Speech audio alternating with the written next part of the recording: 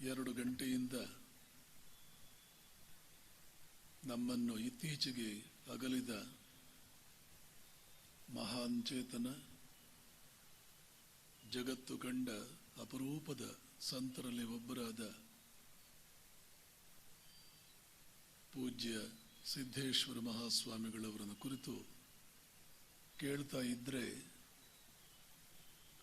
ನನಗೆ ಮಾತನಾಡುವ ಇಚ್ಛೆಯೇ ಹೊರಟೋಗಿದೆ. ಪರಿಚಯ ಮಾಡಿಕೊಟ್ಟವರು ಹೇಳಿದರು, ಅಸ್ಖಲಿತವಾಣಿ ಇತ್ಯಾದಿಗಳನ್ನೆಲ್ಲ ನನ್ನ ಬಗ್ಗೆ ಹೇಳಿದರು. ಈಗ ನನ್ನ ಮೂಡ್ ಹೇಗಿದೆ, ನನ್ನ ಮನಸ್ಸು ಹೇಗಿದೆ ಅಂದರೆ, ಸುಮ್ಮನೆ ಕುಳಿತುಕೊಂಡು ಒಂದು ಅರ್ಧ ಗಂಟೆ 3/4 ಗಂಟೆ ಧ್ಯಾನ ಮಾಡೋಣ. ಏಕೆಂದರೆ ಮಹಾತ್ಮರ ಲಕ್ಷಣಗಳಲ್ಲಿ ಇದು ಕೂಡ ಒಂದು. ನಿಜವಾದ ಪಾವಿತ್ರ್ಯ ಎಲ್ಲಿದೆ, ನಿಜವಾದ ಋಷಿತ್ವ, ಸಂತತ್ವ ಎಲ್ಲಿದೆ, ನಿಜವಾದ ಪರಿಶುದ್ಧತೆ ಎಲ್ಲಿದೆ, ಅದರ ಸಹವಾಸ ನಾವು ಮಾಡಿದರೆ ನಮಗೇ ಗೊತ್ತಿಲ್ಲದೆ ನಮ್ಮ ಮನಸ್ಸು ಒಳಕ್ಕೆ ಹರಿಯುತ್ತೆ. ಅದಕ್ಕಾಗಿ ಭಗವಂತನಿಗೆ ನಿವೇದನೆಗೊಂಡ ಆಹಾರವನ್ನು ತಗೊಳ್ಳಬೇಕು, ಭಗವಂತನಿಗೆ ಸಮರ್ಪಣೆ ಅಥವಾ ಭಗವಂತನಿಗೆ ನಿವೇದನೆ ಮಾಡಿರ್ತಕ್ಕಂಥ ನೀರು ಕುಡಿಬೇಕು. ನಾವು ಬಟ್ಟೆ ಉಟ್ಕೊಳ್ಳೋಕೆ ಮುಂಚೆ ಮೊದಲು ಅವನಿಗೆ ಸಮರ್ಪಣೆ ಮಾಡಬೇಕು. ಏನೇ ನಾವು ತಗೊಳ್ಳೋದಕ್ಕಿಂತ ಮುಂಚೆ ಮೊದಲು ಅವನಿಗೆ ಅದನ್ನು ನಿವೇದನೆ ಮಾಡಬೇಕು. ಏಕೆಂದರೆ ಅದು ಶುದ್ಧವಾಗುತ್ತೆ, ಅದು ಪವಿತ್ರವಾಗುತ್ತೆ.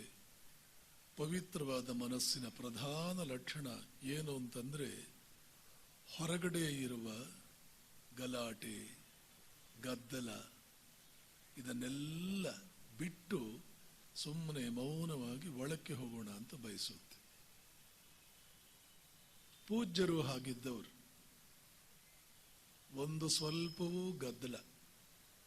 ಗದ್ದಲ ಅಂತಂದ್ರೆ ನೆನಪಿಟ್ಕೊಳ್ಳಿ, ಮಾತಾಡುವ ಗದ್ದಲ, ಗೌಜು ಇದಲ್ಲ. ರಾತ್ರಿ ಹೊತ್ತು ಕುಳಿತುಕೊಂಡು ಮಾತನಾಡುವಾಗ ಲೈಟ್ ಕೂಡ ಆಫ್ ಮಾಡಿಸ್ತಿದ್ರು. ಲೈಟ್ ಆಫ್ ಮಾಡಿ. ಹೀಗೆ ನಾವು ಮಾತನಾಡುವಾಗ ಈ ಲೈಟುಗಳಿದ್ರೆ ಅದನ್ನು ಆಫ್ ಮಾಡಿಸ್ತಿದ್ರು. ಅದು ಕೂಡ ಅವರಿಗೆ ಒಂದು ರೀತಿ ಗದ್ದಲ, ಅದು ಕೂಡ ಒಂದು ರೀತಿ ಗೋಜಲು. ಹಾಗಿಲ್ಲದೆ ಹೋದರೆ ಸಂತತ್ವ ಗಟ್ಟಿಯಾಗಿ ಬೆಳೆಯುವುದಕ್ಕೆ ಸಾಧ್ಯವಿಲ್ಲ. 40 ವರ್ಷಗಳಿಂದ ನಾನು ಅವರನ್ನು ಬಲ್ಲೆ. 83ನೇ ಇಸ್ವಿನಲ್ಲಿ ಮನಗುಳಿ ಅಂತ ಒಂದು ಹಳ್ಳಿ ಇದೆ ಬಿಜಾಪುರದ ಪಕ್ಕದಲ್ಲಿ. ಅಲ್ಲಿ ಆವಾಗ ನಾನಿನ್ನೂ ಸನ್ಯಾಸಿ ಅಲ್ಲ, ಪೂರ್ವಾಶ್ರಮ. ಅಲ್ಲಿ ಒಂದು ಉದ್ಯೋಗಕ್ಕಾಗಿ ಬಂದಿದ್ದೆ. ಆವತ್ತು ಗಣೇಶನ ಹಬ್ಬ, ಗಣೇಶನ ವಿಸರ್ಜನಾ ಕಾರ್ಯಕ್ರಮ. ಅದಕ್ಕಿಂತ ಮುಂಚೆ ಪೂಜ್ಯರ ಪ್ರವಚನ. ಅವರಿಗೆ ಸ್ವಾಗತ ಕೋರೋದಕ್ಕೆ ಒಬ್ಬರೂ ತಯಾರಿಲ್ಲ. ಇಂಥ ಮಹಾತ್ಮರು ಬಂದಾಗ ಅವ್ರ ಮುಂದೆ ನಿಂತ್ಕೊಂಡು ನಾವೇನು ಮಾತಾಡೋದು ಅನ್ನುವ ನಮ್ರ ಭಾವನೆ, ಮತ್ತೇನೂ ಅಲ್ಲ. ವಿನಮ್ರ ಭಾವನೆಯಿಂದ ಒಬ್ಬರೂ ವೇದಿಕೆ ಮೇಲೆ ಬರೋಕೆ ತಯಾರಿಲ್ಲ. ಆಗ್ತಾನೆ ನಾನು ಬೆಂಗಳೂರಿಂದ ಬಂದಿದ್ದಂಥ ಯುವಕ, ಸುಮಾರು 25-26ರ ಹರೆಯ. ನನಗೆ ಇವರು ಯಾರಂತೂ ಗೊತ್ತಿಲ್ಲ. ಧೈರ್ಯವಾಗಿ ಮಾತನಾಡಬಹುದು. ಯಾಕೆ, ಯಾರಂತೂ ಗೊತ್ತೇ ಇಲ್ವಲ್ಲ, ಅವ್ರು ಯಾರು ಅಂತ ಗೊತ್ತಿಲ್ಲ. ಅವ್ರ ಬಗ್ಗೆ ಪೂಜ್ಯ ಭಾವನೆ, ಗೌರವ ಭಾವನೆ ಇನ್ನೂ ಹುಟ್ಟಿರ್ಲಿಲ್ಲ. ಅವರನ್ನು ನೋಡಿದ್ರಂತೂ ಸಾಮಾನ್ಯ ಮನುಷ್ಯನಂತೆ ಕಾಣ್ತಾರೆ. ನಾನು ವೃತ್ತಪತ್ರಿಕೆಯಲ್ಲಿ ಬರೆಯುವಾಗ ನನ್ನ ಲೇಖನಗಳಲ್ಲಿ ಬರೆದಿದ್ದೀನಿ, ಮೊನ್ನೆ ಕೂಡ ಬರೆದಿದ್ದೀನಿ. ಹೊರಗಡೆ ನೋಡಿದ್ರೆ ಅತ್ಯಂತ ಸಾಮಾನ್ಯ ಮನುಷ್ಯ, ಅತ್ಯಂತ ರಾಮಕೃಷ್ಣರ ಹಾಗೆ. ರಾಮಕೃಷ್ಣರು ಹೇಗೆ ಇದ್ದದ್ದು, ಸಾಮಾನ್ಯ ಮನುಷ್ಯ, ಯಾವಾಗಲೂ ಹಾಗೆ. ಯಾಕೆ ಸಾಮಾನ್ಯ ಮನುಷ್ಯರು? ಶಾಂತತೆ. ಸಮುದ್ರ ಶಾಂತವಾಗಿದ್ದಾಗ ಅದರ ಶಕ್ತಿ ಗೊತ್ತಾಗಲ್ಲ, ಅಲೆಗಳು ಎದ್ದಾಗ ಗೊತ್ತಾಗೋದು. ಹಾಗೆ ಪ್ರಶಾಂತ ಮೂರ್ತಿ ಆವಾಗ ಅವರ ಒಳಗಡೆ ಏನಿದೆ ಅಂತ ಗೊತ್ತಾಗಲ್ಲ. ಅವರು ಮಾತಾಡೋದಕ್ಕೆ ಹೊರಟ್ರೆ ಆವಾಗ ಗೊತ್ತಾಗುತ್ತೆ ಒಳಗಡೆ ಏನಿದೆ. 40,000 ಜನ ಕೂತಿರ್ಲಿ, 20,000 ಜನ ಕೂತಿರ್ಲಿ, ಎಷ್ಟೇ ಗೌಜು ಗದ್ದಲ ಮಾಡ್ತಾ ಇರಲಿ, 5 ವಾಕ್ಯ ಮಾತನಾಡೋದ್ರ ಒಳಗಡೆ ಇರುವೆ ಓಡಾಡಿದ್ರೆ ಶಬ್ದ ಕೇಳಿಸ್ಬೇಕು. ಅಷ್ಟರ ಮಟ್ಟಿಗೆ ನೇರವ ಮೌನ. ನೆನಪಿಟ್ಕೊಳ್ಳಿ, ಮಾತಿಗೆ ಶಕ್ತಿ ಇರುವುದು, ಮನಸ್ಸಿಗೆ ಶಕ್ತಿ ಇರುವುದು ಯಾವಾಗ ಅಂತಂದ್ರೆ ಅಶಾಂತಿಯನ್ನ ಶಾಂತವಾಗಿಸುವ ಸಾಮರ್ಥ್ಯ ಅದಕ್ಕೆ ಬಂದಾಗ. 5 ವಾಕ್ಯ ಮುಗಿದಿಲ್ಲ ಇನ್ನ. ಮೊದಲನೇ ದಿನ ಇವರು ಎಂಥ ಮಹಾತ್ಮರು, ಇವರ ಪಾಂಡಿತ್ಯ ಎಷ್ಟು, ಇವರ ವಿದ್ವತ್ ಎಷ್ಟು, ಇವರ ತಪಸ್ಸೆಷ್ಟು, ಅದು ಯಾರಿಗೂ ಇನ್ನೂ ಗೊತ್ತಿಲ್ಲ. ಹೊಸ ಜಾಗ, ಮೊದಲನೇ ದಿನ 5 ವಾಕ್ಯ ಮಾತನಾಡೋದ್ರ ಒಳಗಡೆ 20,000 ಜನ. ಅದು ಎಷ್ಟು ನಿಶ್ಶಬ್ದವಾಗಬೇಕು, ಇರುವೆ ಓಡಾಡಿದ್ರೆ ಗೊತ್ತಾಗಬೇಕು. ಇದಕ್ಕೆಲ್ಲ ಏನಂತ ಹೆಸರಿಡ್ತೀರಿ, ಏನಂತ ಕರೀತೀರಿ? ಇದಕ್ಕೆಲ್ಲ ಗಮನಿಸ್ಬೇಕು ನಾವಷ್ಟೇ. ಗಮನಿಸುವ ಸಾಮರ್ಥ್ಯ ನಮಗಿದ್ರೆ ಬ್ರಹ್ಮಾಂಡಗಳು ಕಾಣುತ್ತೆ ಇಲ್ಲಿ ನಮಗೆ. ಒಂದು ಸಮಾಜ ನಿರ್ಮಾಣ ಮಾಡಬೇಕಾದ್ದು ಇಂಥ ಶಕ್ತಿಗಳನ್ನ. ಅವರಿದ್ದ ಕಡೆ ಪೊಲೀಸ್ ಸ್ಟೇಷನ್ ಅವಶ್ಯಕತೆ ಬರಲ್ಲ, ಕೋರ್ಟಿನ ಅವಶ್ಯಕತೆ ಬರಲ್ಲ.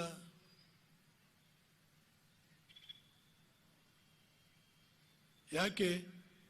ಅವ್ರ ಬಾಯಿನಲ್ಲಿ ಹೇಳಬೇಕಂದ್ರೆ ಬಯಲು ಬಯಲು. ಅದು ಎಷ್ಟು 1000 ಸಲ ಅವ್ರ ಬಾಯಿನಲ್ಲಿ ಬಂದಿದೆಯೋ ಆ ಪದ, ಬಯಲು ಬಯಲು ಬಯಲು. ಆ ಬಯಲು ಅನ್ನುವಂತಹದ್ದು ವೇದಾಂತದ ಬ್ರಹ್ಮ. ಅದು ಪೂರ್ಣ. ಅವರಿಗೆ ಬಹಳ ಇಷ್ಟವಾದ ಧರ್ಮ, ಬಹಳ ಇಷ್ಟವಾದ ಧರ್ಮ. ಪೂರ್ಣಮದ ಪೂರ್ಣಮಿದಂ ಪೂರ್ಣಾತ್ ಪೂರ್ಣಮುದಚ್ಯತೆ ಪೂರ್ಣಸ್ಯ ಪೂರ್ಣಮಾದಾಯ ಪೂರ್ಣಮೇವಾವಶಿಷ್ಯತೆ. ಬಹಳ ಇಷ್ಟಪಡ್ತಾ ಇದ್ದಂಥ ಮಂತ್ರ, ಬಹಳ ಅವರು ಇಷ್ಟಪಡ್ತಾ ಇದ್ದಂಥ ಧರ್ಮ. ಯಾಕೆ? ಪೂರ್ಣ, ಕೊರತೆ ಇಲ್ಲದ್ದು. ಅವರು ಏನನ್ನೂ ಬಯಸಲಿಲ್ಲ. ಅಷ್ಟೇ ಅಲ್ಲ, ತಾವಾಗಿ ಬಂದಿದ್ದನ್ನು ಕೂಡ ಸ್ವೀಕರಿಸಲಿಲ್ಲ. ಎಷ್ಟು ಪ್ರಶಸ್ತಿಗಳು, ಎಷ್ಟು ವಿಶ್ವವಿದ್ಯಾಲಯಗಳು. ಲಂಡನ್ನಿನವರು ಬಂದು ನಮ್ಮಲ್ಲಿ ಬನ್ನಿ, ಲಂಡನ್ನಿನ ಪ್ರಮುಖರು ಬಂದು ನಮ್ಮಲ್ಲಿ ಬನ್ನಿ ಅಂತ ಕರೆದಾಗ ನಾನಿದ್ದೆ ಅವರ ಜೊತೆಯಲ್ಲಿ. ಎಷ್ಟು ಜನ ಕರೆದರು, ಯಾರೆಲ್ಲ ಬಂದರು. ಪ್ರಧಾನಮಂತ್ರಿಗಳೇನು, ಬ್ರಹ್ಮಾಂಡಗಳನ್ನೇ ಸಾಧಿಸಿರ್ತಕ್ಕಂಥವ್ರೇನು, ಯಾರು ಏನು ಕೊಡೋದಕ್ಕೆ ಬಂದ್ರು ಬೇಡ. ಯಾಕೆ ಬೇಡ? ಅವರು ಜ್ಞಾನಿ. ಜ್ಞಾನಿಯ ಲಕ್ಷಣಗಳಲ್ಲಿ ಇವೆಲ್ಲ ಬರುತ್ತೆ. ಮೊನ್ನೆ ವಿಜಯವಾಣಿ ಪತ್ರಿಕೆಗೆ ಬರೆಯುವಾಗ ಹೇಳಿದ್ದೆ, ಕೃಷ್ಣ ಭಗವದ್ಗೀತೆಯಲ್ಲಿ ಜ್ಞಾನಿಯ ಲಕ್ಷಣಗಳೇನು ಅಂತ ಬರೆದಿದ್ದಾನೆ. ಬಹುಶಃ ಎಲ್ಲೋ ಒಂದು ಕಡೆ ಆ ಕೃಷ್ಣ ಸಿದ್ದೇಶ್ವರ ಸ್ವಾಮಿಗಳನ್ನು ನೋಡಿಬಿಟ್ಟಿರ್ಬೇಕು.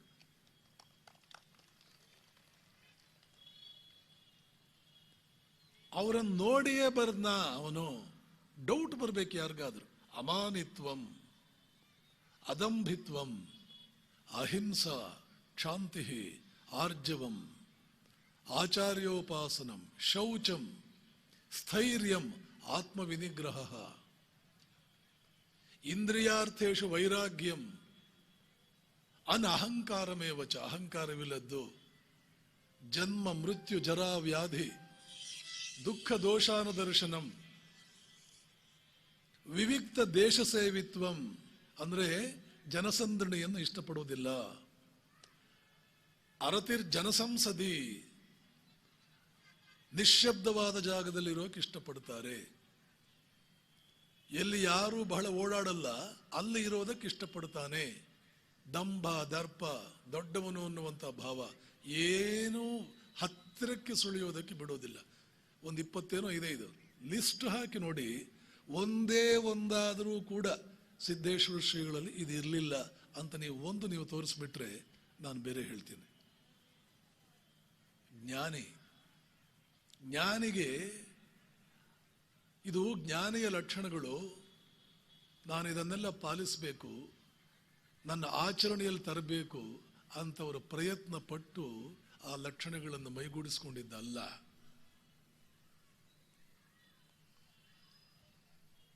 ಮೊದಲೇ ಇತ್ತು, ಸ್ವಭಾವದಲ್ಲೇ ಇತ್ತೇನೋ. ದಿನಗಳದಂತೆ ನಮಗೆ ಒಂದೊಂದೇ ಕಾಣ್ತಾ ಬಂತು. ಕೃಷ್ಣ ಇನ್ನೊಂದು ಹೇಳ್ತಾನೆ, ಎಲ್ಲಿ ಅಪಾರವಾದ ಜನರನ್ನು ಆಕರ್ಷಿಸುವ ಶಕ್ತಿ ಇರುತ್ತೆ ಅಲ್ಲಿ ನಾನಿದ್ದೀನಿ ಅಂತ ತಿಳ್ಕೊ. ಇವರಷ್ಟು ಜನರನ್ನು ಆಕರ್ಷಿಸುವ ಶಕ್ತಿ ಯಾರಿಗಿತ್ತು?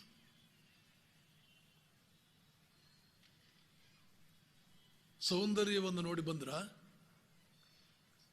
ಕೆಲವರು ಸುಂದರರು ಬಂದ್ರೆ ಜನ ಬರ್ತಾರೆ, ನೋಡೋಕೆ ಬಹಳ ಸುಂದರವಾಗಿದ್ರೆ ಜನ ಬರ್ತಾರೆ. ಇವರು ಸೌಂದರ್ಯ ನೋಡಿ ಬಂದ್ರ? ಹಾಡು ಕೇಳುವುದಕ್ಕೆ ಬಂದ್ರ? ಹಾಡೋರಿದ್ದಾಗಲೂ ಬರ್ತಾರೆ, ಸಂಗೀತ ಹಾಡು ಬರ್ತಾರೆ. ಇವ್ರು ಹಾಡಿದ್ರ? ಏನಾದ್ರೂ ಕೊಡ್ತೀನಿ ಬನ್ನಿ ಅಂದ್ರ? ಕೊಟ್ರ? ಇದೆಲ್ಲ ಏನ್ ಹೇಳ್ತೀರಿ? ಇದಕ್ಕೆಲ್ಲ ಎಲ್ಲಿ ಕಾರಣ ತರ್ತೀರಿ? ಇದಕ್ಕೆಲ್ಲ ಕಾರಣ ಇದೆ. ಏನದು? ಅವರು ಇಷ್ಟಪಟ್ಟಿದ್ದು, ನನಗೆ ಬೇಕಿದು, ನನಗೆ ಬೇಕು ಅಂತ ಅವ್ರು ಇಷ್ಟಪಟ್ಟಿದ್ದು, ತಗೊಂಡಿದ್ದು, ಆಸ್ವಾದಿಸಿದ್ದು, ಇದು ಯಾವುದು? ಇದ್ದು ನನಗಿದು ಬೇಕು, ಇದು ನನ್ನದಾಗಬೇಕು, ಇದು ನನ್ನಲ್ಲಿ ಉಳಿಬೇಕು, ಇದನ್ನು ನಾನು ಬಹಳ ಇಷ್ಟಪಡಬೇಕು, ನನ್ನ ಶರೀರದಲ್ಲಿ, ನನ್ನ ಅಸ್ತಿತ್ವದಲ್ಲಿ ಇದು ಒಂದಾಗಬೇಕು ಅಂತ ಅವ್ರು ಇಷ್ಟಪಟ್ಟಿದ್ದು ಕೆಲವಿದ್ವು. ಯಾವುವು? ತತ್ವಗಳು. ಜೀವನದಲ್ಲಿ ತತ್ವಗಳು. ಆ ತತ್ವಗಳು ಇವರಿಗೆ ಈ ಶಕ್ತಿಯನ್ನು ಕೊಟ್ಟು. ಸಂತರ ಕೆಲಸವೇ ಅದು. ಸಂತರು ಜಗತ್ತಿಗೆ ಬರುವುದೇ ಅದಕ್ಕಾಗಿ. ಜನಸಾಮಾನ್ಯರಲ್ಲಿ ತತ್ವಗಳಲ್ಲಿ ನಂಬಿಕೆ ಇರಲ್ಲ. ಸತ್ಯ ಹೇಳಿದವರು ಯಾರು ಉದ್ಧಾರವಾಗಿದ್ದಾರೆ? ಹರಿಶ್ಚಂದ್ರನ ಜೀವನ ನೋಡ್ಲಿಲ್ವಾ? ಧರ್ಮದಿಂದ ಹೋದವರು ಯಾರು ಉದ್ಧಾರವಾಗಿದ್ದಾರೆ? ರಾಮ ವನವಾಸ ಮಾಡಲಿಲ್ವಾ? ಜನ ತತ್ವಗಳಲ್ಲಿ ನಂಬಿಕೆ ಬಂದ್ಬಿಡುತ್ತಾ? ಸಂತರ ಲಕ್ಷಣಗಳೇನು? ನಾರದ ಹೇಳ್ತಾನೆ, ಸ್ವಯಂ ಕೃಷ್ಣನೇ ಹೇಳಿದ್ದಾನೆ. ಅವರಿಗೆ ಬಹಳ ಇಷ್ಟವಾದ ಭಗವದ್ಗೀತೆಯ ಆ ಶ್ಲೋಕಗಳು. ಸ್ಥಿತಪ್ರಜ್ಞದ ಲಕ್ಷಣಗಳು. ಪ್ರಜಹಾತಿ ಯದಾ ಕಾಮಾನ್ ಸರ್ವಾನ್ ಪಾರ್ಥ ಮನೋಗತಾನ್ ಆತ್ಮನ್ಯೇವಾತ್ಮನಾ ತುಷ್ಟಃ ದುಃಖೇಶು ಅನುದ್ವಿಗ್ನ ಮನಃ ಸುಖೇಶು ವಿಗತ ಸ್ಪೃಹಃ ವೀತರಾಗ ಭಯಕ್ರೋಧ ಸ್ಥಿತದೇಹಿ ಮುನಿರುಚ್ಯತೆ. ಇದೆಲ್ಲ ಅವರನ್ನು ನೋಡ್ಕೊಂಡೇ ಮಾಡದ್ನ. ಇದೆಲ್ಲ ಗುಣ ನಿಸ್ಪೃಹತೆ ಇಂಥ ಮಾತುಗಳು ಅವ್ರ ಬಾಯಿನಲ್ಲಿ ಬರ್ತಿದ್ವು. ಹಾಗೆ ಅವರ ಜೀವನದಲ್ಲಿ ಆ ತತ್ವಗಳನ್ನು ಅದೇ ಹೇಗೆ ಯಾವ ರೀತಿಯಲ್ಲಿ ಅಳವಡಿಸ್ಕೊಂಡ್ರು. ಅವರ ಗಂಟೆಗಳಗಟ್ಟಲೆ ಧ್ಯಾನ ಮಾಡಿದ್ದು ನಾನಂತೂ ನೋಡಲಿಲ್ಲ. ಬಹುಶಃ ಗಂಟೆಗಳಗಟ್ಟಲೆ ಪೂಜೆ ಮಾಡಲಿಲ್ಲ. ಮಾಡಿರಬಹುದೇನೋ, ನಾನು ನೋಡಿಲ್ಲ.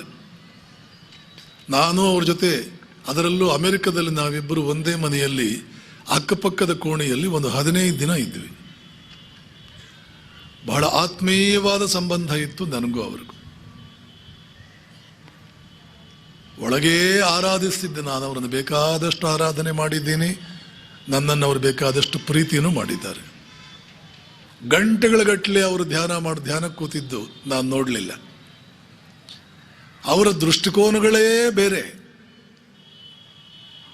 ಒಂದು ಕಡೆ ಹೇಳಿದ್ದಾರೆ, ಹಬ್ಬಗಳನ್ನು ಮಾಡುವ ಸಮಯದಲ್ಲಿ ಮನೆಯಲ್ಲಿ ಸಿಟ್ಟು ಮಾಡಿಕೊಂಡು ಉರಿದು ಬೀಳ್ತಾ ಅದು ಸರಿಯಿಲ್ಲ ಇದು ಸರಿಯಿಲ್ಲ ಅಂತ ಅಂದ್ಕೊಂಡು ಗಲಾಟೆ ಮಾಡಿಕೊಂಡು ಶಾಂತಿ ಕೆಡಿಸ್ಕೊಂಡು ಕೋಪ ಮಾಡಿಕೊಂಡು ಹಬ್ಬಗಳನ್ನು ಮಾಡಿದರೆ ಏನು ಪ್ರಯೋಜನ? ಪ್ರೀತಿಯಿಂದ ಮಾತಾಡಿಸ್ತಾ ಆತ್ಮೀಯವಾದ ಸಂಬಂಧಗಳನ್ನು ಇಟ್ಕೊಂಡು ಮಮತೆ, ಪ್ರೀತಿ, ಪ್ರೇಮ ಇವುಗಳನ್ನು ಮನೆಯಲ್ಲಿ ನೆಲೆಗೊಳಿಸಿ ಒಬ್ಬರಿಗೊಬ್ಬರು ಆ ವಾತಾವರಣದಲ್ಲಿ ಆನಂದವಾಗಿ ಸಮಯ ಕಳೀತಾ ಇದ್ದರೆ ಅದು ಹಬ್ಬ ಅಲ್ವಾ? ಅರ್ಥಾತ್ ಜೀವನವನ್ನೇ ಹಬ್ಬವನ್ನಾಗಿ ಮಾಡಿಕೊಳ್ಳೋಕ್ಕಾಗಲ್ವಾ? ಇದು ಅವರ ತತ್ವ. ಅವರು ಬದುಕಿದ್ದು, ಅವರ ತಪಸ್ಸು ಅದೇನೆ. ಅವರ ತಪಸ್ಸು ಅದೇನೆ. ಜೀವನವೇ ಅವರ ತಪಸ್ಸು. ಅವರ ಬದುಕಿದ ಜೀವನವೇ ಅವರ ತಪಸ್ಸು.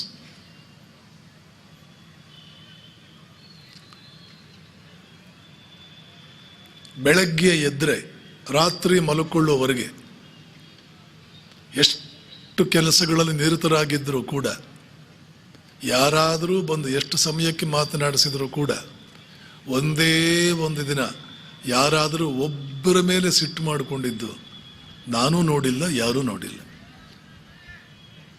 ಬಹುಶಃ ನರಗುಂದ ಇರಬೇಕು. ನರಗುಂದ. ಒಂದು ದಿನ ನಾನು, ಗುರುಲಿಂಗ್ ಕಾಪ್ಸೆ ಅವರು ಅಲ್ಲಿ ಅತಿಥಿಗಳು. ಬೆಳಗ್ಗೆಯಿಂದ ಕಾರ್ಯಕ್ರಮ, ರಾತ್ರಿ ಮಲ್ಕೊಳ್ಳೋದಕ್ಕೆ ಹೊರಟಿದ್ದಾರೆ. ದೂರದಿಂದ ಒಬ್ಬ ಬಂದ.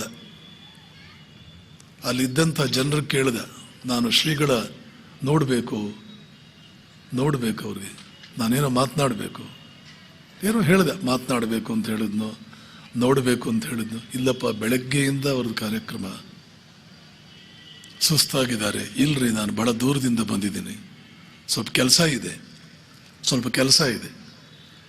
ಏನೋ ಕೆಲಸ ಇದೆಯಲ್ಲ, ಏನೋ ಕೆಲಸಕ್ಕೆ ಬಂದಿದ್ದಾನಲ್ಲ ಅಂತ ಅಂದ್ಕೊಂಡು ಶ್ರೀಗಳು ರೂಮಿಂದ ಎದ್ದು ಬಂದರು. ಬಂದು ನಮಸ್ಕಾರ ಮಾಡಿ ನಿಂತ್ಕೊಂಡು, ಏನಪ್ಪ, ಏನು ಕೆಲಸ? ಏನಿಲ್ರಿ, ತಮ್ಮ ಆಶೀರ್ವಾದ ಬೇಕಿತ್ತು. ಬೇರೆ ಯಾರಾದರೂ ಆಗಿದ್ದಿದ್ರೆ, ಏನು ಮಾರಾಯ, ಸುಸ್ತಾಗಿದೆ, ಮಲಗೋದಕ್ಕೆ ಹೊರಟಿದ್ದೆ, ನಾಳೆ ಬಂದರೆ ಸಿಗ್ತಿರ್ಲಿಲ್ವ ಆಶೀರ್ವಾದ ಅಂತ ಅಂತಿದ್ರೆ ನಾನು ಸುಮ್ಮನೆ ಒಂದು ಪುಟ್ಟ ಉದಾಹರಣೆ. ಬೆಳಗ್ಗೆಯಿಂದ ಸಾಯಂಕಾಲದವರೆಗೆ ಬಿಡುವಿಲ್ಲದೆ ಎಷ್ಟು ಜನರ ಜೊತೆ ಮಾತಾಡೋದು. ಕೆಲವರು ಪ್ರಶ್ನೆಗಳನ್ನು ಬಂದು ಕೇಳ್ತಾರಲ್ಲ, ಅದೆಷ್ಟು ಹುಚ್ಚು ಪ್ರಶ್ನೆಗಳು, ಎಷ್ಟು ದಡ್ರು. ನನ್ನ ಕೈಲಾಗ್ತಿರ್ಲಿಲ್ಲ. ಜ್ಞಾನಯೋಗಾಶ್ರಮದಲ್ಲೇ ನಾನು ನೋಡಿದ್ದೀನಿ, ಒಬ್ಬ ಒಂದು ಊರಿಂದ ಬಂದ, ಹೊಸದಾಗಿ ಮದುವೆ ಮಾಡ್ಕೊಂಡು ಬಂದಿದ್ದಾನೆ.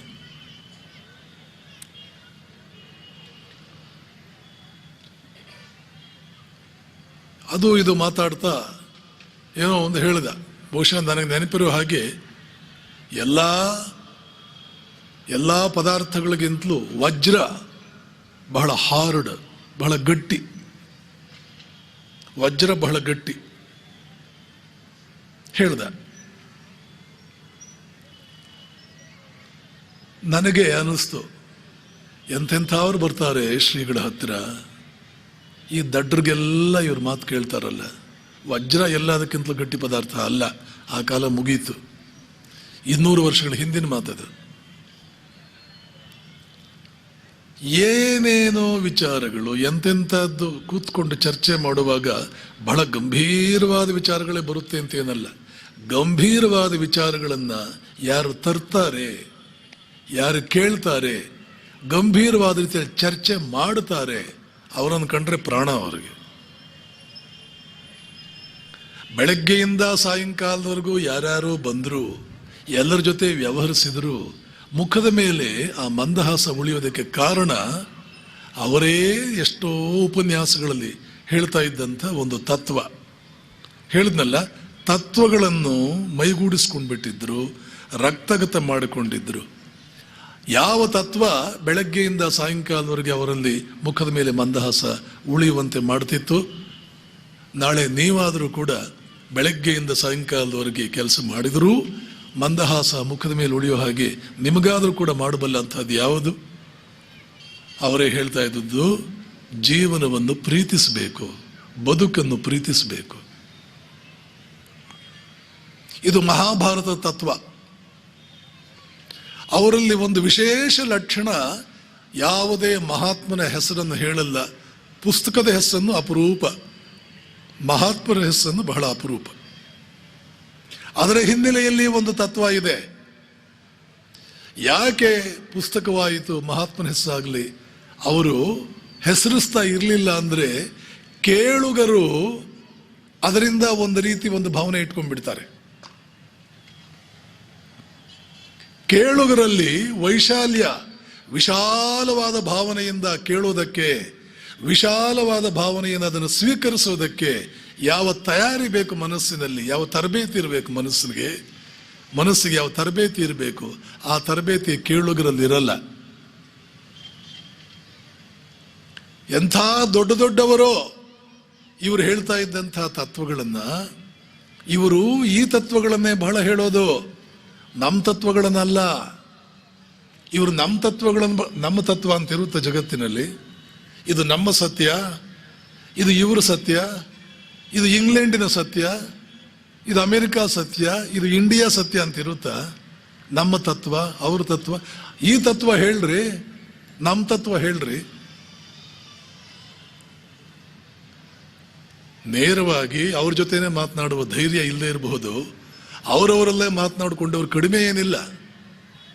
ಇವರು ಯಾವಾಗ ಹೇಳಿದ್ರು ನಮ್ಮ ತತ್ವ ಹೇಳಲ್ಲ, ಅವರು ಆ ತತ್ವವನ್ನೇ ಹೇಳೋದು ಅಂತ ಗುಲ್ಲಿಬ್ಬಿಸಿದ್ದು ಉಂಟು, ದೊಡ್ಡ ರೀತಿಯಲ್ಲೇ ಗುಲ್ಲಿಬ್ಬಿಸಿದ್ದುಂಟು. ಕೇಳುಗನಿಗೆ, ಮಾತುಗಳನ್ನು ಆಸ್ವಾದಿಸುವ ವ್ಯಕ್ತಿಗೆ, ಮನಸ್ಸಿಗೆ ಅವನಿಗೆ ತರಬೇತಿ ಬೇಕಲ್ಲ. ಆ ತರಬೇತಿ ಇಲ್ಲ, ಅದು ಅವ್ರಿಗೆ ಚೆನ್ನಾಗಿ ಗೊತ್ತಿತ್ತು, ಆದ್ದರಿಂದ ಹೆಸರಿಸ್ತಾ ಇರಲಿಲ್ಲ. ಇದು ಈ ಮಹಾತ್ಮನ ಮಾತು ಅಂತಲೂ ಹೇಳ್ತಿರ್ಲಿಲ್ಲ. ಯಾರೋ ಒಬ್ಬರೇನಾದರೂ ತಪ್ಪು ಮಾಡಿದರೆ ಅದನ್ನು ಹೆಸರಿಸಿ ಅವರ ಹೆಸರನ್ನು ಹೇಳದೆ, ಈ ತಪ್ಪುಗಳು ಹೀಗೆಲ್ಲ ಆಗ್ತಾ ಇರುತ್ತೆ, ಮನುಷ್ಯ ಬುದ್ಧಿಗೆಟ್ರೆ, ಮನುಷ್ಯ ವಿವೇಕ ಪ್ರಜ್ಞೆಯನ್ನು ಉಳಿಸ್ಕೊಳ್ದೆ ಹೋದರೆ, ವಿವೇಕ ಪ್ರಜ್ಞೆಯಿಂದ ಬದುಕದೆ ಹೋದರೆ ಈ ತಪ್ಪುಗಳು ಆಗುತ್ತೇನು ಅಂತ ತಮ್ಮದೇ ಯಾವುದೋ ಹಕ್ಕಿ ಉದಾಹರಣೆ, ಯಾವುದೋ ಇನ್ಯಾವುದೋ ಪ್ರಾಣಿಯ ಉದಾಹರಣೆ, ಒಂದು ಹೂವಿನ ಉದಾಹರಣೆ, ಒಂದು ಎಲೆ ಉದಾಹರಣೆ, ಒಣಗಿರುವ ಎಲೆ, ಹಸಿರು ಎಲೆ, ಆಕಾಶದ ಹಾರುವ ಹಕ್ಕಿ, ಇಷ್ಟರಿಂದಲೇ ಇರುವೆಯ ಉದಾಹರಣೆ. ಈ ಉದಾಹರಣೆಗಳಲ್ಲೇ ಜನರು ಒಂದು ತಿಂಗಳ ಕಾಲ ಒಬ್ಬನೂ ಕಡಿಮೆಯಾಗದೆ ದಿನೇ ದಿನೇ ಜಾಸ್ತಿ ಆಗುವ ಹಾಗೆ ಆಸ್ವಾದಿಸುವಂತೆ, ಇಷ್ಟಪಡುವಂತೆ, ಖುಷಿ ಪಡುವ ರೀತಿಯಲ್ಲಿ ಜನರಿಗೆ ತಿಳಿಸುವ ಕಲೆ ಅವರಿಗೆ ಸಿದ್ಧಿಸಿತ್ತು. ಯಾವಾಗಲೂ ನೆನ್ಪಿಟ್ಕೊಳ್ಳಿ, ವಾಕ್ಚಾತುರ್ಯ ಇಲ್ಲಿ ಕೆಲಸ ಮಾಡಲ್ಲ. ಒಳ್ಳೆ ವಾಗ್ಮಿಗಳು ಒಂದು ಪೈಸೆ ಪ್ರಯೋಜನಕ್ಕೆ ಬರಲ್ಲ. ನಿಮ್ಮ ವಾಗ್ಮಿತೆ, ನಿಮ್ಮ ಪಾಂಡಿತ್ಯ ಏನಕ್ಕೂ ಪ್ರಯೋಜನಕ್ಕೆ ಬರಲ್ಲ. ಇಲ್ಲಿ ಕೆಲಸ ಮಾಡುವುದು ಕೇವಲ ತತ್ವಪ್ರಿಯತೆ, ಸತ್ಯಪ್ರಿಯತೆ ಮತ್ತು ಸಂತತ್ವ, ನುಡಿದಂತೆ ನಡೆಯುವುದು. ಯಾರು ತಾವು ಹೇಳಿದ್ದನ್ನು ಈಗಾಗಲೇ ನಡೆದಿಲ್ಲ. ಎಷ್ಟು ಜನ ಸನ್ಯಾಸಿಗಳು ಜಾತಿಗಳನ್ನು ಮೀರಿ ಹೋಗ್ತಾರೆ ನಮ್ಮ ದೇಶದಲ್ಲಿ.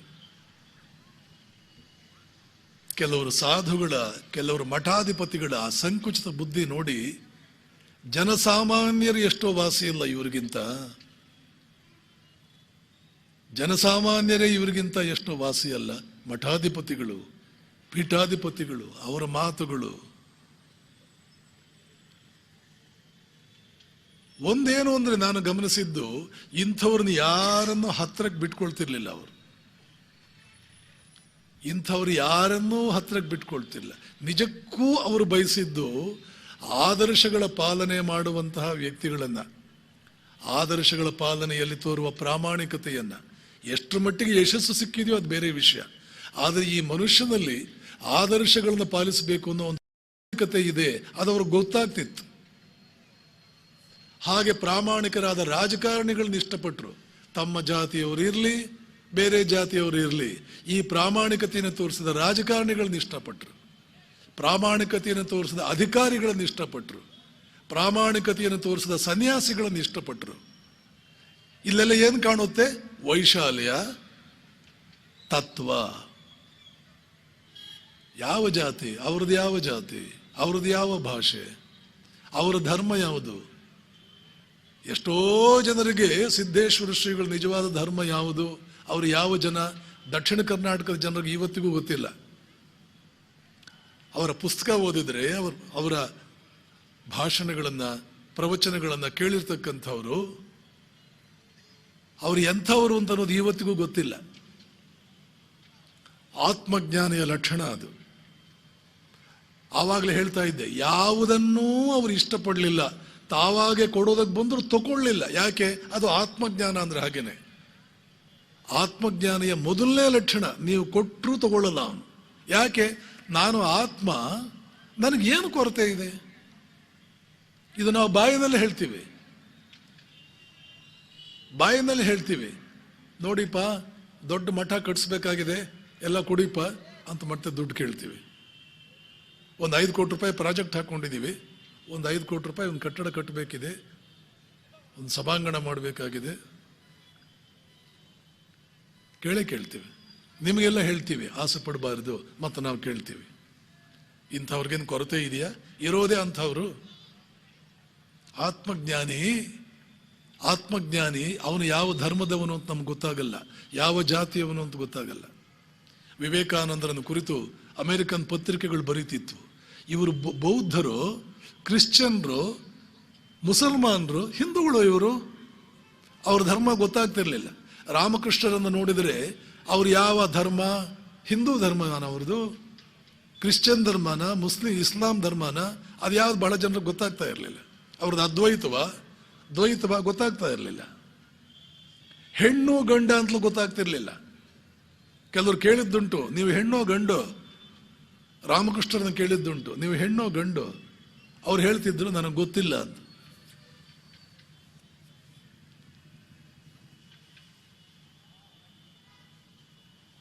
ಒಂದು ರೀತಿ ವಿಸ್ಮಯ. ಹೌದು, ಭಾರತೀಯ ಪರಂಪರೆಯಲ್ಲಿ ಒಬ್ಬ ಮನುಷ್ಯನ ಗುರಿ ಹೇಗಿರಬೇಕು ಅಂತ ಹೇಳ್ತಾ ಕಠೋಪನಿಷತ್ ಹೇಳುತ್ತೆ, ವಿಸ್ಮಯಕರನಾಗಿರು. ನೀನನ್ನು ನೋಡಿದರೆ ಜನರಿಗೆ ಆಶ್ಚರ್ಯವಾಗುವ ಹಾಗಾಗ್ಲಿ, ಒಂದು ವಿಸ್ಮಯ ಆಗಿರು, ನೀನು ಒಂದು ವಿಸ್ಮಯದಂತೆ ಇರು. ಅವರು ಒಂದು ರೀತಿ ವಿಸ್ಮಯ. ಹೀಗಿದ್ದ ವ್ಯಕ್ತಿ ಬಗ್ಗೆ ನಾವು ಮಾತಾಡ್ತಾ ಇದ್ರೆ ನೆನ್ಪಿಟ್ಕೊಳ್ಳಿ, ಅದೊಂದು ಸತ್ಸಂಗ, ನಿಜವಾದ ಸತ್ಸಂಗಗಳಿರಬೇಕಾದ್ದು. ಅಂಥ ಮಹಾತ್ಮರನ್ನು ಕುರಿತು ಕೇಳುವುದು, ಮನನ ಮಾಡುವುದು. ಯೋಚನೆ ಮಾಡಿ, ನನ್ನ ಹೆಸರಿನಲ್ಲಿ ಯಾವುದೇ ಸ್ಮಾರಕ ಇರಬಾರದು. ಇವೆಲ್ಲ ಸಾಮಾನ್ಯ ಅಂತ ಹೇಳಿದ್ರ ಅಭಾವ ವೈರಾಗ್ಯ ಬಹಳ ಜನರಿಗೆ. ನನಗೆ ಯಾರು ಏನೂ ಕೊಡಲ್ಲ ಅಂದ್ರೆ ನನಗೆ ದೊಡ್ಡ ವೈರಾಗ್ಯ. ನಮ್ಮ ಸರ್ವಸ್ವವನ್ನು ನಿಮ್ಗೆ ಕೊಡ್ತೀವಿ, ತಗೊಳ್ಳಿ. ನಮ್ಮ ಸರ್ವಸ್ವವನ್ನು ನಿಮ್ಗೆ ಕೊಡ್ತೀವಿ. ಪ್ರಪಂಚದ 200 ದೇಶಗಳಲ್ಲಿ ಬೇಕಿದ್ರೆ ಅವರು ತಮ್ಮ ಮಠ ಸ್ಥಾಪನೆ ಮಾಡಬಹುದಾಗಿತ್ತು.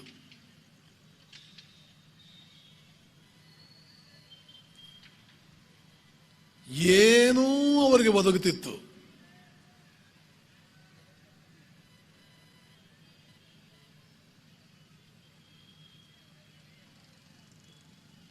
ಸ್ಮಾರಕ ಬೇಡ ಅಂದರು. ಅವರ ಮಹಿಮೆ ತಕ್ಕಮಟ್ಟಿಗೆ ನನಗೆ ಗೊತ್ತಿತ್ತು. ಅವರ ಅಂತಃಸತ್ವ ಏನು ಇದೆಲ್ಲ ಗೊತ್ತಿತ್ತು. ಯಾವಾಗ ಅವರ ಅಂತಿಮ ಇಚ್ಛೆ ವಿಲ್ ಓದಿದೆ, ಆವಾಗ ಅವರ ಮಹಾನ್ ಸಿದ್ದೇಶ್ವರ ಶ್ರೀಗಳು ಅನ್ನುವಂತಹ ಆ ಮಹಾನ್ ಮಧುರೈ ಮೀನಾಕ್ಷಿ ದೇವಸ್ಥಾನಕ್ಕೆ ಅವರ ವಿಲ್ ಓದಿದ ಮೇಲೆ ಒಂದು ವಜ್ರದ ಕಳಸ ಇಟ್ಟಂಗಾಯಿತು.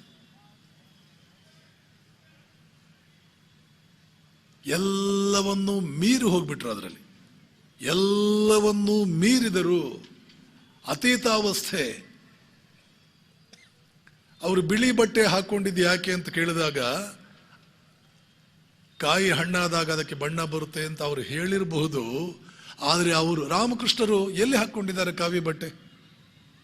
ಅದಕ್ಕೆ ಹೇಳಿದ್ನಲ್ಲ, ಬಹಳ ಹೋಲಿಕೆಗಳಿದೆ.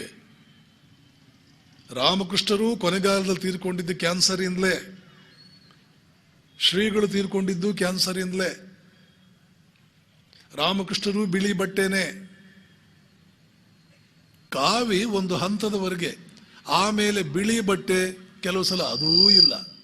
ದಿಗಂಬರೋವ ಶಂಕರಾಚಾರ್ಯರು ಹೇಳ್ತಾರೆ, ಆತ್ಮಜ್ಞಾನಿ ಬ್ರಹ್ಮಜ್ಞಾನಿ ಕೆಲವು ಸಲ ದಿಗಂಬರ, ಕೆಲವು ಸಲ ಬಟ್ಟೆ ಹಾಕ್ಕೊಳ್ತಾನೆ, ಕೆಲವು ಸಲ ಬಟ್ಟೆಯೂ ದೊಡ್ಡ ಹೊರೆ, ಅದೂ ಬೇಕಿಲ್ಲ ಅವನಿಗೆ, ಶರೀರವೇ ಸಾಕಾಗಿರುತ್ತೆ ಅವನಿಗೆ, ಇನ್ನು ಬಟ್ಟೆ ತಗೊಂಡೇನ್ ಮಾಡ್ತಾನೆ? ಒಟ್ಟಿನಲ್ಲಿ ಅವರ ಸಂಪರ್ಕಕ್ಕೆ ಬಂದಿದ್ದವರು, ಅವರನ್ನು ಅರಿಯಬಲ್ಲವರು ನಿಜಕ್ಕೂ ಕೂಡ ಒಂದು ರೀತಿಯ ದೊಡ್ಡ ಅನುಕೂಲವನ್ನು ಪಡ್ಕೊಂಡ್ರು ತಮ್ಮ ಜೀವನದಲ್ಲಿ. ಯಾರೋ ಒಬ್ರು ನನಗೆ ಸಂಪರ್ಕ ಇರತಕ್ಕಂಥ, ಪರಿಚಯ ಇರತಕ್ಕಂಥ ದೊಡ್ಡ ಅಧಿಕಾರಿಗಳಿಗೆ ಕೇಳಿದ್ರಂತೆ, ಏನಾದರೂ ಮಾಡಬೇಕು ಸ್ಮಾರಕ. ನನ್ನನ್ನು ಕೇಳಿದ್ರು ಅವರು, ನಿಮ್ಗೇನು ಅನ್ಸುತ್ತೆ ಸ್ವಾಮೀಜಿ? ನಾನು ಹೇಳಿದೆ, ಮಾಡಬಹುದೇನೋ, ಅದೆಲ್ಲ ಅವರವ್ರಿಗೆ ಬಿಟ್ಟಿದ್ದು. ನನ್ನ ಮಟ್ಟಿಗೆ ಒಬ್ಬ ಸಂತ ಹೇಗಿರಬೇಕು, ಒಬ್ಬ ಸನ್ಯಾಸಿ ಹೇಗಿರಬೇಕು, ಅವನು ಎಷ್ಟರ ಮಟ್ಟಿಗೆ ನಾನು ಅನ್ನುವ ಆ ಪದವನ್ನ ಎಷ್ಟರ ಮಟ್ಟಿಗೆ ಮೀರಿ ಹೋಗಿರಬೇಕು ಅನ್ನೋದಕ್ಕೆ ಇವತ್ತು ನಮ್ಮ ಕಣ್ಣೆದುರುಗಡೆ ಕಾಣುವ ಮೇರು ಉದಾಹರಣೆ ಸಿದ್ದೇಶ್ವರ ಶ್ರೀಗಳು. ಯಾವ ಸ್ಮಾರಕ ಕಟ್ತೀರಿ ಅವ್ರಿಗೆ? ನೀವು ಏನು ಸ್ಮಾರಕ ಕಟ್ತೀರಿ ಅವ್ರಿಗೆ? ಯಾವ ಸ್ಮಾರಕ ಕಟ್ತೀರಿ? ಒಂದು ಊರಿಗೆ ಅವ್ರ ಹೆಸರು ಇಡ್ತೀರಾ? ಒಂದು ಜಿಲ್ಲೆಗೆ ಇಡ್ತೀರಾ? ಒಂದು ರಾಜ್ಯಕ್ಕೆ ಇಡ್ತೀರಾ? ಏನು ಸ್ಮಾರಕ ಕಟ್ತೀರಿ? ಸನ್ಯಾಸಿ ಹೇಗಿರಬೇಕು, ಸಂತ ಹೇಗಿರಬೇಕು, ತಪಸ್ವಿ ಹೇಗಿರಬೇಕು ಅನ್ನೋದಕ್ಕೆ ಎಷ್ಟೋ ವರ್ಷಗಳ ಕಾಲ ಒಂದು ಉದಾಹರಣೆಯಾಗಿ ಅವರು ಉಳಿತಾರಲ್ಲ, ಇದನ್ನು ಮೀರಿದ ಸ್ಮಾರಕ ಯಾವುದು? ಇದನ್ನೂ ಮೀರಿದ ಸ್ಮಾರಕ ಯಾವುದು?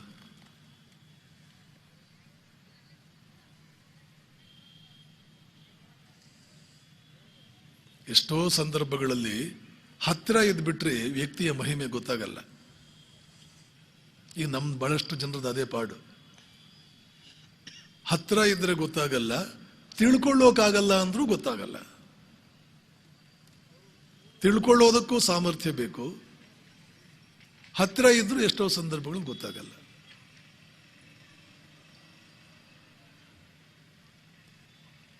ಒಟ್ನಲ್ಲಂತೂ ಹೀಗನ್ಸುತ್ತೆ, ಒಂದು ವಾಕ್ಯದಲ್ಲಿ ಕೆಲವು ಪದಗಳಲ್ಲಿ, ಕೆಲವು ವಾಕ್ಯಗಳಲ್ಲಿ ಶ್ರೀಗಳನ್ನು ನಾವು ವರ್ಣಿಸಬೇಕು ಅಂದರೆ ಒಂದು ರೀತಿಯ ಪೂರ್ಣತ್ವ, ಪರಿಪೂರ್ಣತೆ, ಪೂರ್ಣತ್ವ, ಬ್ರಹ್ಮತ್ವ, ಬಯಲು, ನಿಶ್ಶಬ್ದ. ಸೃಷ್ಟಿಗಿಂತ ಮುಂಚೆ ಹೇಗಿತ್ತು, ಯಾವ ಸತ್ಯ ಮುಂದೆ ವಿಶ್ವದ ರೂಪವನ್ನು ಪಡ್ಕೊಳ್ತೋ ಆ ಸತ್ಯ ಹೇಗಿತ್ತು ಅನ್ನುವ ವರ್ಣನೆ ಹಿರಣ್ಯ ಗರ್ಭ ಸೂಕ್ತ ಇತ್ಯಾದಿ ವೇದಗಳ ಕೆಲವು ಭಾಗಗಳಲ್ಲಿ ಬರುತ್ತವೆ. ಅಲ್ಲಿ ಹೇಳೋದೇನು ಅಂದ್ರೆ, ಮಹಾ ನಿಶ್ಶಬ್ದ, ಮಹಾ ಪರಿಪೂರ್ಣತೆ, ಮಹಾ ನಿಶ್ಶಬ್ದ. ಇತ್ತು ಅಂತಲೂ ಇಲ್ಲ, ಇಲ್ಲ ಅಂತಲೂ ಇಲ್ಲ. ನಾಸದೀಯ ಸೂಕ್ತ ಅಂತಿದೆ, ಆ ನಾಸದೀಯ ಸೂಕ್ತದಲ್ಲಿ ಬರುತ್ತೆ. ಆ ಮೊದಲನೇ ವಸ್ತು, ಪ್ರಾರಂಭದ ವಸ್ತು ಇತ್ತು ಅಂತಲೂ ಇಲ್ಲ, ಇಲ್ಲ ಅಂತಲೂ ಇಲ್ಲ. ಇತ್ತು, ಇರುವುದು, ಇಲ್ಲದಿರುವುದರನ್ನೂ ಕೂಡ ಅದು ಒಂದು ರೀತಿ ಮೀರಿತ್ತು. ಮಹಾ ನೀರವತೆ, ಮಹಾ ನಿಶ್ಶಬ್ದತೆ, ಮಹಾಶಾಂತತೆ, ಮಹಾಪರಿಪೂರ್ಣತೆ. ಇದು ಬ್ರಹ್ಮವಸ್ತುವನ್ನು, ಮೂಲ ವಸ್ತುವನ್ನು, ಯಾವ ಮೂಲದಿಂದ ಈ ಸೃಷ್ಟಿಯಾಯಿತು ಅದನ್ನು ಕುರಿತು ಹೇಳುವ ಕೆಲವು ವರ್ಣನೆಗಳು. ಪೂಜ್ಯ ಸಿದ್ದೇಶ್ವರ ಶ್ರೀಗಳನ್ನ ನಾವು ಹಾಗೇ ಅವರ ಒಂದು ಚಿತ್ರವನ್ನು ನೋಡ್ತಾ, ಅವರ ಕೆಲವು ವಿಚಾರಗಳನ್ನು ಅವರ ಬಗ್ಗೆ ನಾವು ಕೇಳ್ಕೊಳ್ತಾ, ಅವರ ಪ್ರವಚನಗಳನ್ನು ಕೂಡ ಕೇಳ್ತಾ, ನಿಶ್ಶಬ್ದವಾದ ವಾತಾವರಣದಲ್ಲಿ ಇದೆಲ್ಲ ಮಾಡ್ತಾ ಒಂದು 2 ನಿಮಿಷ ಕಣ್ಣು ಮುಚ್ಚಿಕೊಂಡ್ರೆ ನಮ್ಮ ಕಣ್ಣು ಮುಂದೆ ಬರುವ ಭಾವನೆಗಳು ಹೀಗೆ. ಆದ್ದರಿಂದ ಅವ್ರ ಬಗ್ಗೆ ಮಾತಾಡೋದು ಕೂಡ ಒಂದು ರೀತಿಯ ಗದ್ದಲ, ಒಂದು ರೀತಿಯ ಗಲಾಟೆ ಅಂತ ಕೆಲವು ಸಲ ಅನಿಸಿದರೆ ಅದರಲ್ಲೇನು ಆಶ್ಚರ್ಯ ಇಲ್ಲ. ಅಂತಹ ಮಹಾಮಹಿಮರು ಅವರು ಬಗೆದಷ್ಟು, ತೋಡಿದಷ್ಟು, ಅಗೆದಷ್ಟು ಬರ್ತಾ ಇರುತ್ತೆ. ಹಾಗೆ ಒಂದು ರೀತಿಯ ಅಕ್ಷಯ ಪಾತ್ರೆ, ಅದು ಖಾಲಿ ಆಗಲಾರದಂತಹದ್ದು. ಅಂತಹ ಮಹಾಮಹಿಮರನ್ನು ಪಡೆದ ನಾಡು ಧನ್ಯ. ಅವರನ್ನು ನೋಡಿದವರು ನಾವು ಕೂಡ ಧನ್ಯರೇ. ನಾನು ಮೊನ್ನೆ ವಿಜಯವಾಣಿಯಲ್ಲಿ ಬರೆದಿದ್ದೆ, ಇನ್ನೆಷ್ಟು ದಿನ ಕಾಯಬೇಕೋ ನಿಮ್ಮಂಥವರು ಬರಲು. ಇದು ನನ್ನ ಶೀರ್ಷಿಕೆ, ನನ್ನ ಲೇಖನ. ಇನ್ನೆಷ್ಟು ದಿನ ಕಾಯಬೇಕೋ ಮತ್ತೆ ನಿಮ್ಮಂಥವರು ಬರಲು. ಇವತ್ತಾದರೂ ನಾನು ಹೇಳೋದು ಅದೇನೆ, ಪುಣ್ಯಾತ್ಮ ಬಂದ್ರಿ ಹೋದ್ರಿ, ಇನ್ನೆಷ್ಟು ದಿನ ಕಾಯಬೇಕೋ ಮತ್ತೆ ನಿಮ್ಮಂಥವ್ರು ಬರಲು ಅನ್ನುವ ಭಾವನೆಯೊಂದಿಗೆ ನನ್ನ ಮಾತುಗಳಿಗೆ ಮುಕ್ತಾಯವನ್ನು ಹಾಡ್ತೀನಿ. ಜೈ ರಾಮಕೃಷ್ಣ. ತಮ್ಮ